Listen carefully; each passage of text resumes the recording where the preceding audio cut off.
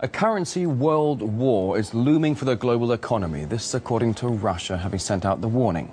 The concerns were sparked by Japan's move to lower the yen in pursuit of better exports, causing fears of a massive chain reaction as other nations follow suit. RT's Igor Piskunov reports.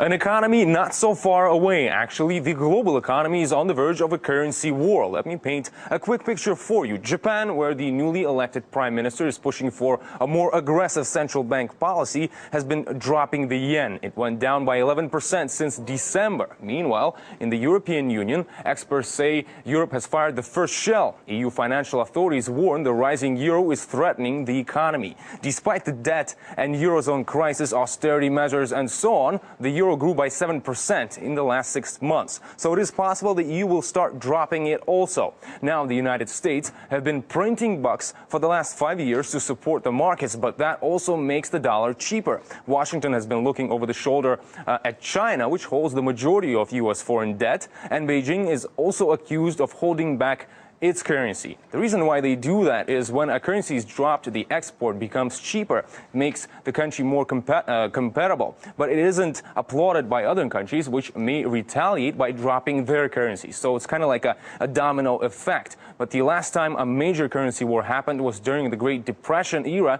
in the 1930s, which resulted in a slowdown of international trade, and all was part of the lead-up to World War II. But that's not all.